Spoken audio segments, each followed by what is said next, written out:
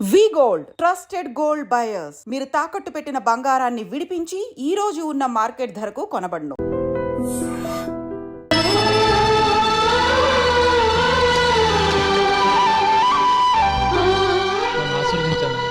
భగవంతుడు నిన్ను చల్లగా చూస్తాడు. ఏంట్రా విషయం? నాకు పోస్టింగ్ ఆర్డర్ వచ్చింది. అలాగా? మన ఊళ్ళోనే నన్ను ఎస్ఐగా అపాయింట్ చేశారు.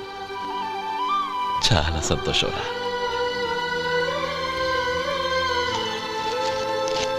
అన్నయ్య, నాకు కాదురా, ముందు మీ ఆవిడికి పెట్టు. ఇదంతా అమ్మాయి అదృష్టం. నీకు ఉద్యోగం రావాలని ఎన్ని నోములు నోచిందో, ఎందరు దేవుళ్లకు మొక్కిందో. వెళ్ళి మీ ఆవిడికి పెట్టు. అరే, ఏంటమ్మా ఇది? నా మొహం చూస్తే ఎలాంటి పనైనా నాశనం అయిపోతుందని, నేను నష్ట జాతకురాలని మా నాన్న ఎప్పుడు అంటుండేవారు. అదే నా మనసులో నాటుకుపోయింది.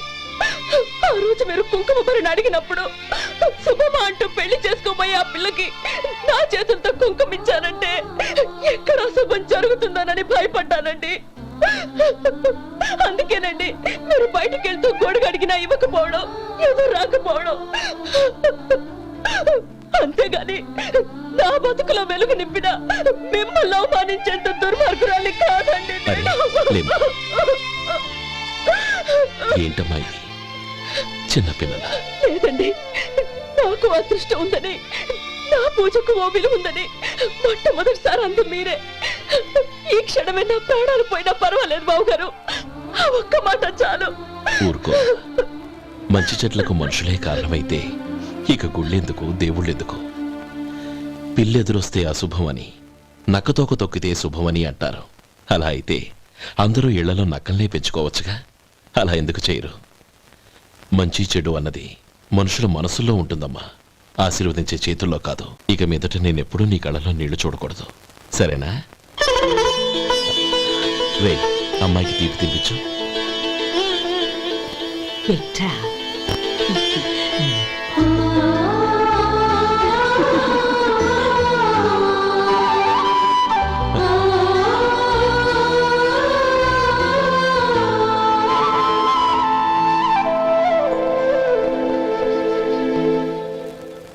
మధు, చిన్నప్పుడు నేను ఒక్కడనే కష్టపడుతున్నానని, నాకు సాయంగా ఉండాలని చదువు అవ్వలేదన్న వంకతో చదువు మానేశావు. ఇప్పుడు నీ తమ్ముళ్ళిద్దరూ అభివృద్ధిలోకి వచ్చారు. మరుదులిద్దరికీ మంచి ఉద్యోగాలు వచ్చాయి. తన భర్త మాత్రం అలాగే ఉన్నాడని నీ భార్య బాధపడదు. చూడు మధు, చదువుకున్నోళ్లే వృద్ధిలోకి రావాలని ఏమీ లేదు. కృషి పట్టుదల ఉంటే ఎవరైనా ఏదైనా సాధించవచ్చు. నీకు తెలివితేటలున్నాయి. నువ్వు తలుచుకుంటే కానిదంటూ ఏదీ లేదు. పైగా నీకు సాయిగా మేమందరం ఉన్నాం.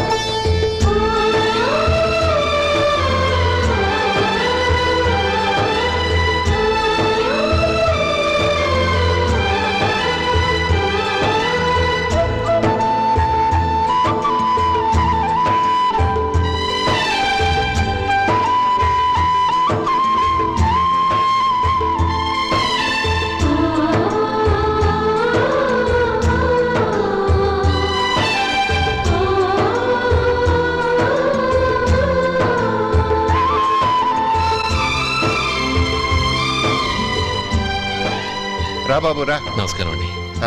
వచ్చే వారి నుంచి 100 పచ్చడి బాటిళ్ళు 100 మసాలా ప్యాకెట్లు ఎక్కువ వేయండి. అలాగేనండి. మార్కెట్లో మీ ప్రోడక్ట్స్ మంచి పేరు వచ్చింది. చాలా సంతోషం అండి. ఆ. వస్తానండి. Best of luck.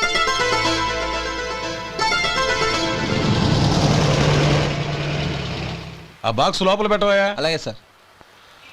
ఇక మీద మీ ఆర్డర్లు సగం వేయండి, సరిపోతుంది. అదేంటండి? మీ పచ్చళ్ళు అమ్ముడుపోక చాలా స్టాక్ అలాగే ఉండిపోయింది. ఇప్పుడు అందరూ రుచి పచ్చళ్ళు రుచి మసాలానే అడుగుతున్నారు. మా నల్లుడి గురించి తక్కువగా అంచనా వేశారు కదా, ఇప్పుడేమంటారు? ఎలాగైతేనే అతను వృద్ధిలోకి వస్తే చాలు. వాళ్ళు బాగుంటే నాకు సంతోషమేగా. ఎవడ్రా వాడు? ఇన్నాళ్ళుగా వ్యాపారం చేస్తున్నాను, నిన్నగాక మొన్న వచ్చినోడు వాడు నాకు పోటీయా? వాణ్ణి పెరగనివ్వకూడదు. వాణ్ణి ఇక్కడికి రప్పించండి, నేను మాట్లాడతాను.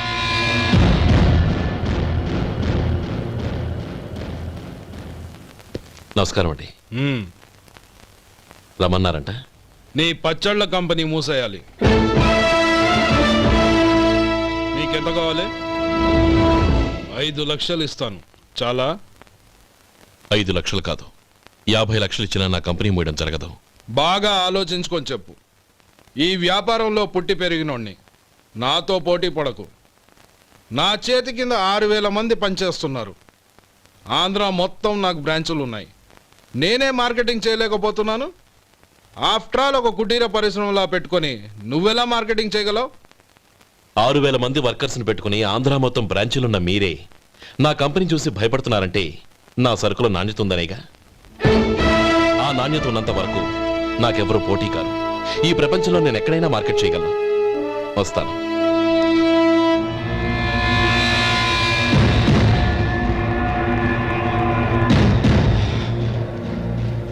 ఇక్కడ ఏం లేదండి. ఇక్కడ ఏం లేదండి. ఇప్పుడు ఊపిరి పీల్చి బిగ్బట్టు. నెమ్మదిగా వదిలి. ఓకే, లే. నెమ్మదిగా ఇలా వచ్చి కూర్చో. ఏం లేదు, మామూలు కడుపు నొప్పే. ఈ టాబ్లెట్స్ 3 రోజులు వాడు. ఎలా వాడాలో ఇందులో రాశాను. మన 2 ఊర్ల పొలిమేరలో ఉన్న ఈ మల్లికార్జున స్వామి వారి దేవాలయం జీర్ణదశలో ఉందన్న విషయం మీ అందరికీ తెలుసు. ఇన్నాళ్ళు మీ ఊరు వాళ్ళు పట్టించుకుంటారని మా ఊరి వాళ్ళు, మా ఊరి వాళ్ళు పట్టించుకుంటారని మీ ఊరి వాళ్ళు దీన్ని ఇలా వదిలేశారు. ఈ గుడి మీ ఊరికి ఎంత ముఖ్యమో మా ఊరికి అంతే ముఖ్యం. కాబట్టి మన ఇరు గ్రామ ప్రజలు కలిసి దాన్ని బాగు చేయించి కుంభాభిషేకం చేయించాలనే సదుద్దేశంతో ఒక కమిటీని ఏర్పాటు చేశాం. ఈ కమిటీలో 2 గ్రామాలకు సంబంధించిన ప్రముఖులు ఉన్నారు. కమిటీ ప్రెసిడెంట్గా ఎవరిని ఎన్నుకోవాలనే విషయంలో శ్రీ గోపాలరావు గారి పేరు, శ్రీ లక్ష్మీపతి గారి పేరు పరిశీలనలోకి వచ్చాయి. అందువలన మేమందరం బాగా ఆలోచించి తర్జన భర్జనలు చేసిన మీదట శ్రీ గోపాలరావు గారే అన్ని విధాలా ప్రెసిడెంట్ పదవికి అర్హులని ఈ కమిటీ నిర్ణయించడం జరిగింది.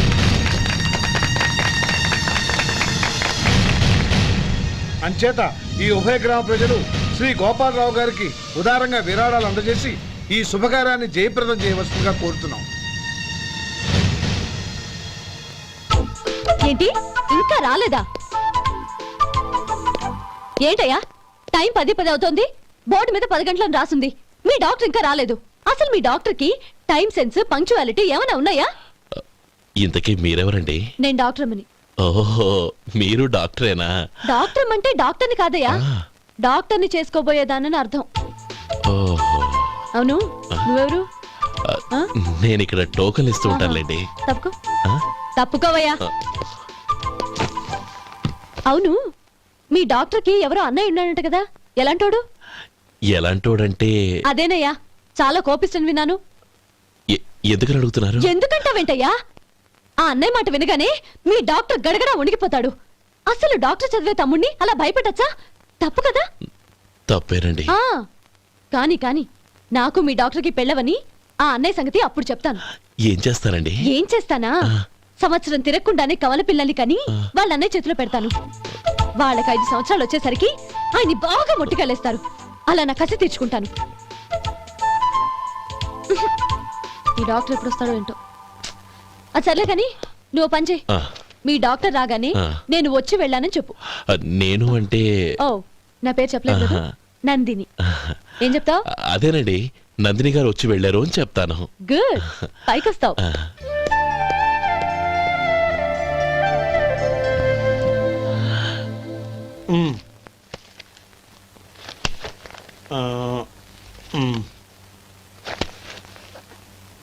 దీంతో మొత్తం 4,98,200 అయ్యాయి.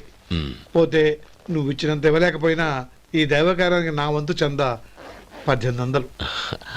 దీంతో మొత్తం 5 లక్షలు పూర్తయ్యాయి.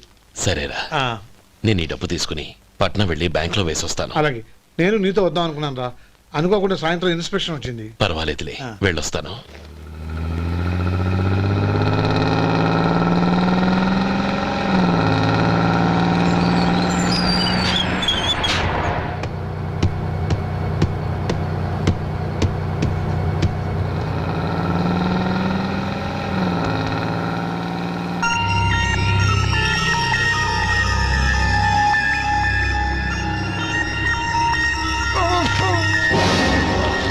అయ్యో మూర్ఛ మూర్ఛ బసాపండి బసాపండి. ఇదిగోండి తాళం చేతులు పూర్తి. ఈ తాళాలు అతని చేతిలో పెట్టండి. వీటి వల్ల ప్రయోజనం లేదు. నాలుగు ఖర్చుకోకుండా పళ్ళ మధ్య పెట్టడానికి గట్టిగా ఏదైనా ఉంటే ఇవ్వండి. ఇదిగో ఇది చూడండి.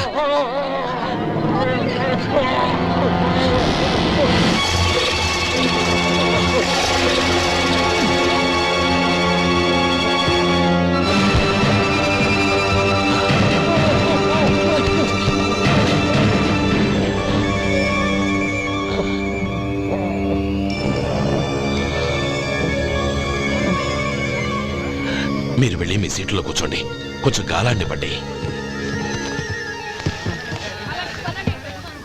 ఇప్పుడు ఎలా ఉంది బాబు? ఆ.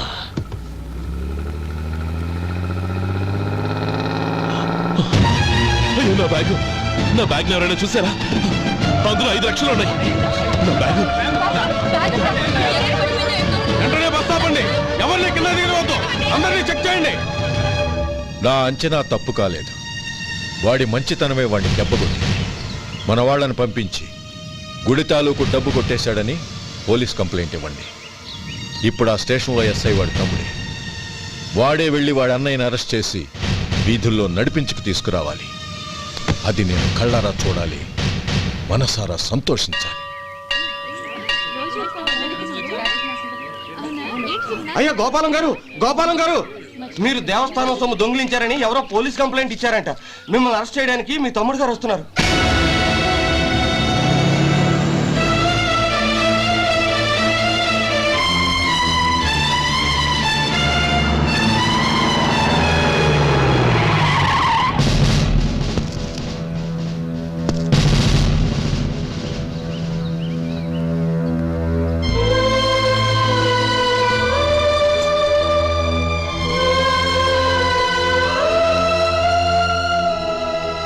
చూడు గోపి, ఎప్పుడు నువ్వు ఉద్యోగంలో చేరావో అప్పుడే తనా పరానే తేడా మర్చిపోవాలి. నేరం చేసిన వాడు నీ తమ్ముడైనా అన్నైనా సరే శిక్షించాల్సిన బాధ్యత నీది. అదే నువ్వు నీ ఉద్యోగానికి ఇచ్చే గౌరవం.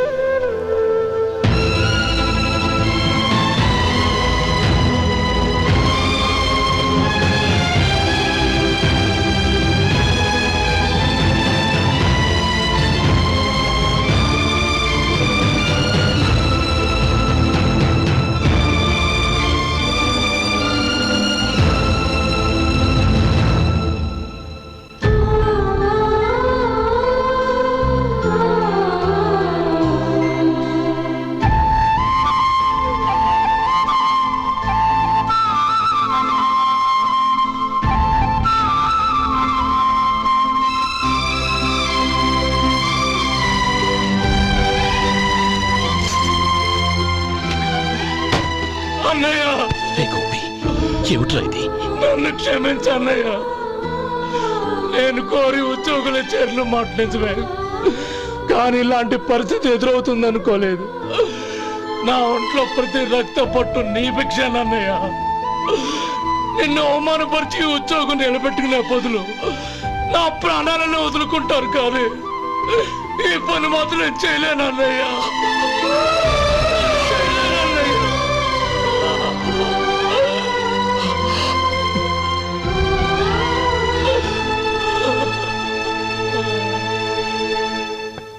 ఏరా, ఇన్నేళ్లు కష్టపడి సంపాదించిన ఉద్యోగానికి రాజీనామా చేస్తావా?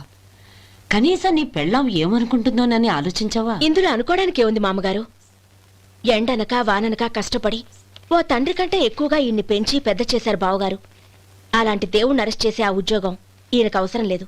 బాగుంది. అన్నకు తగ్గ తమ్ముడు, తమ్ముడికి తగ్గ పెళ్ళం. సరే మీ ఇష్టం. నానమ్మ, అన్నయ్యడి. నమస్కారం అండి. ఓ నువ్వా? రా కూర్చో. పర్వాలేదండి. ఏంటి ఇలా వచ్చావు? ఆ రోజు నా కంపెనీని మూసేయమన్నారు. ఇప్పుడు నేను మూసేయడానికి సిద్ధంగా ఉన్నాను. దానికి ప్రతిఫలంగా నాకు 5 లక్షలు కావాలి. అలాగే, నీకు కావాల్సిన 5 లక్షలు నేను ఇస్తాను. చాలా థ్యాంక్స్ అండి. కానీ మీరు మీ కంపెనీని మూసేయక్కర్లేదు. సార్, అవును మిస్టర్ మధు, మీ అన్నగారికి జరిగిన అన్యాయం గురించి తెలుసుకున్నాను. మీ కుటుంబం గురించి కూడా విన్నాను. సహజంగా అందరూ ఐకమత్యానికి ఉదాహరణ రామలక్ష్మణులు అంటారు. కానీ ఆ రామలక్ష్మణులు ఎలా ఉంటారనేది పుస్తకాల్లో చదవడం తప్ప ఎవ్వరూ చూడలేదు. మీ అన్నదమ్ములను చూస్తే ఆ రామలక్ష్మణులు ఇలాగే ఉండేవారేమో అనిపిస్తుంది. అలాంటి కుటుంబానికి ఇలాంటి ఇబ్బంది రావడం నిజంగా దురదృష్టం. రామునికి హనుమంతుల్లా కాకపోయినా ఏదో ఉడతా భక్తిగా నా వల్ల వీలైన సహాయం ఈ 5 లక్షలు తీసుకో. మీ కంపెనీ పేరు మీదే అన్ని సరుకులు తయారు చేయండి. నేను వాటిని ప్రపంచమంతా మార్కెటింగ్ చేస్తాను. సార్, మీ రుణం ఉంచుకోను. తొందరలోనే తీర్చేస్తాను. స్నేహితుల మధ్య రుణాలేంటి మధు? We are friends.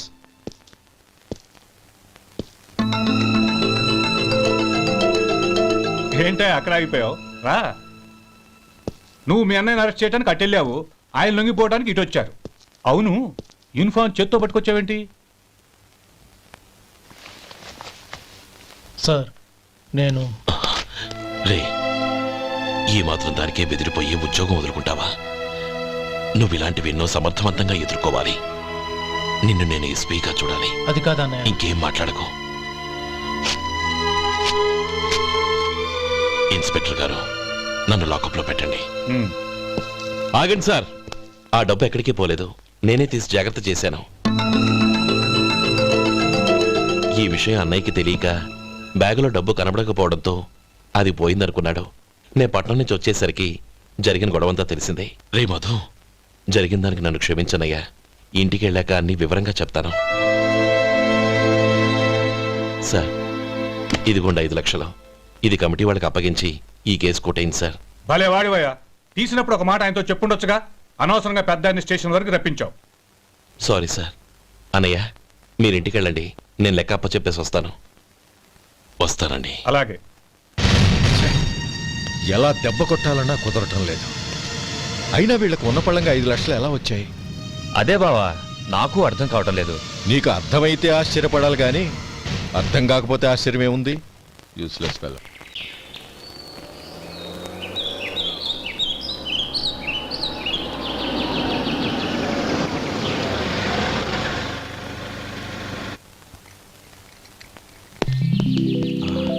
నువ్వు ఇక్కడే ఉండు. అన్నయ్య మూడు ఎలా ఉందో చూసి నేను లోపలికి తీసుకెళ్తాను. ఓకే? అలాగే.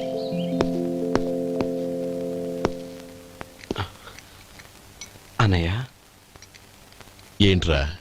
నేను చాలా రోజుల నుంచి నీకు విషయం చెప్తున్నాను, గుర్తుందా? ఏ విషయం? అదే అన్నయ్య, నేను ఓ అమ్మాయిని ఓ అమ్మాయిని లవ్. ఓహో, లవ్ చేస్తున్నావా? ఆ విషయం నువ్వు నాకెప్పుడు చెప్పావురా? ఊళ్ళో అందరూ అనుకుంటుంటే నేను విన్నాను. సారీ అన్నయ్య, నీకు చాన్నాళ్ళుగా చెప్పాలనుకుంటున్నాను కదా, అందువల్ల చెప్పేశానేమో అనుకున్నాను. ఓహో, ఆ అమ్మాయి వచ్చిందన్నయ్య, బయట నిలబడి ఉంది. బయట నిలబెట్టడం ఏమిట్రా? లోపలికి తీసుకురా. అలాగే అన్నయ్య. ఏయ్, అన్నయ్య మంచి మూడ్లో ఉన్నాడు, రా. కమ్.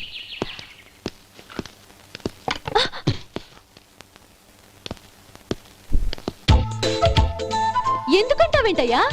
ఆ అన్నయ్య మాట వినగానే మీ డాక్టర్ గడగడ వణికిపోతాడు. అసలు డాక్టర్ చదివే తమ్ముడిని అలా భయపెట్టచ్చా? తప్పు కదా? తప్పేనండి. నమస్కారం. అదేంట్రా, మనిషో పక్కనుంటే నమస్కారం ఇంకో పక్కన ఉంది? అది మర్యాద అన్నయ్య, మర్యాద. ఆహా, అవును, నీ పేరేంటమ్మా? నందిని. ఆ నందిని. నందిని అన్నయ్య. ఏ ఆ ముక్క తను చెప్పలేదా? పెద్దలంటే మహాగౌరవం అన్నయ్య. మేమిద్దరం ఇంత క్లోజ్ ఫ్రెండ్స్ కదా, ఆయన నాతో కూడా ఎక్కువ మాట్లాడదు ఓహో, కదా. నాకు మీ డాక్టర్కి పెళ్ళవని అప్పుడు అన్నయ్య సంగతి చెప్తాను. ఏం చేస్తారండి? ఏం చేస్తానా? సంవత్సరం తిరగకుండానే కవల పిల్లల్ని కని వాళ్ళ అన్నయ్య చేతిలో పెడతాను. వాళ్ళకి 5 సంవత్సరాలు వచ్చేసరికి ఆయన్ని బాగా ముట్టిగలేస్తారు. అవును, అమ్మాయి మొహం చూడకుండా నిర్ణయం ఎలా తీసుకోనరా? తలెత్తు.